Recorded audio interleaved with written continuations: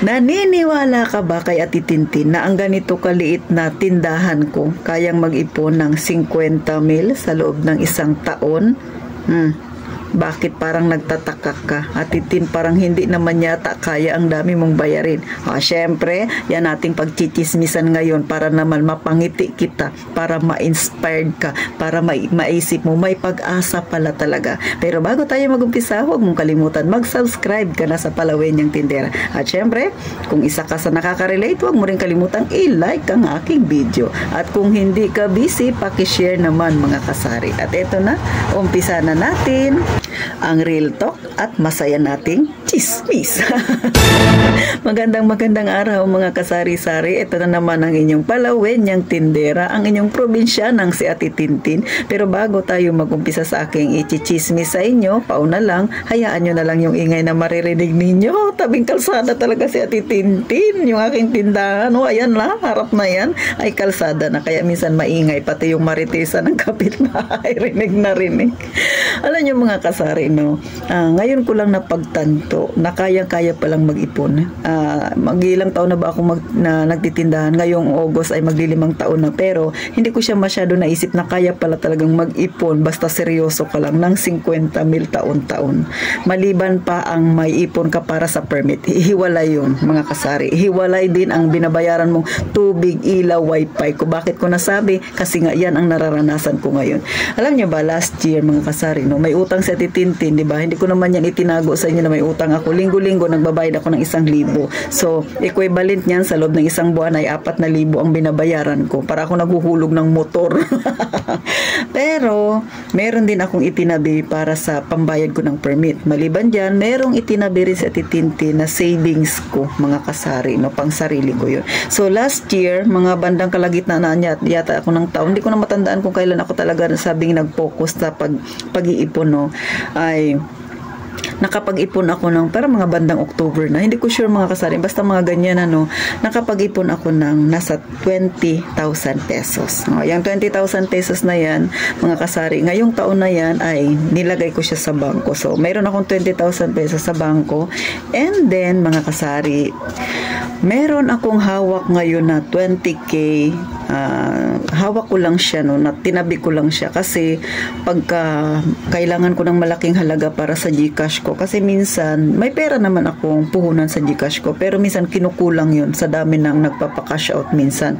So kapag kinukulang, hinuhugot ko yung cash on hand ko para makatubo pa. So hindi ko nilalagay lahat sa bangko yung pera ko.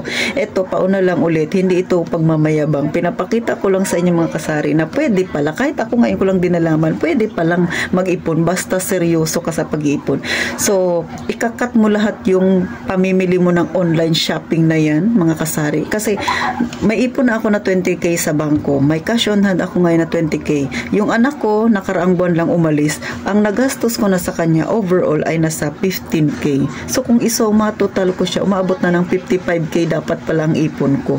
O, kailangan ko maglabas ng pera kasi kailangan niya yung pera kasi nagpa-Manila siya, mga kasari. So, kaya pala. Kaya lang, hindi naman umabot ang 50 milyong pera ko ngayon kasi nga nabawasan ng anak ko kasi naglabas ako ng 15k sa kanya.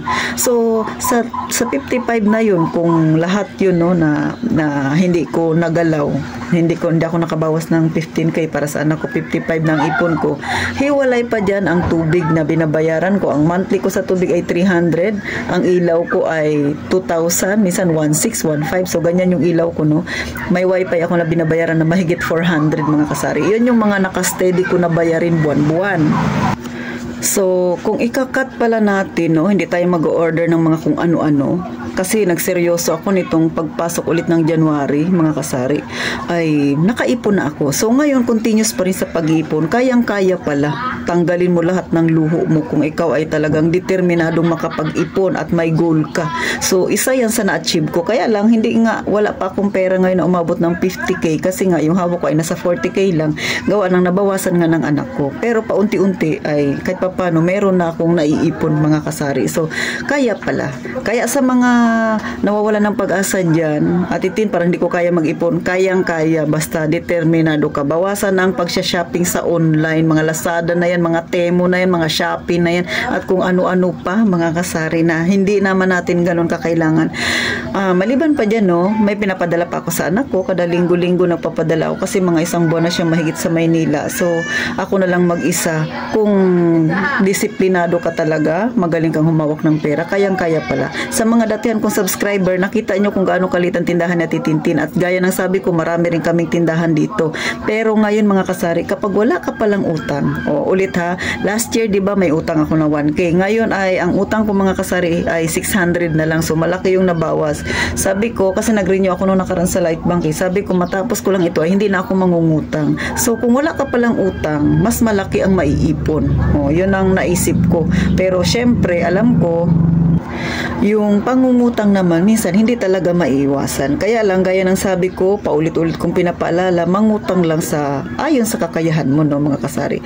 Pero ngayon, naisip ko na, hindi na ako mangungutang last na yan, no, mga ilang hulog na lang din, mga kasari. Mas malaki pala talaga ang maiipon. Akalain ninyo, kung magiging seryoso lang tayo, tanggalin lahat ng luho, kahit gaano pa pala kaliit yung iyong tindahan, kahit hindi pa ganun karami ang iyong benta, basta talagang nasa puso mo, yung matindi yung iyong disiplina sa pag-iipon, ay kayang-kaya. Kaya ikaw na nawawala ng pag-asa, go ka lang mga kasari.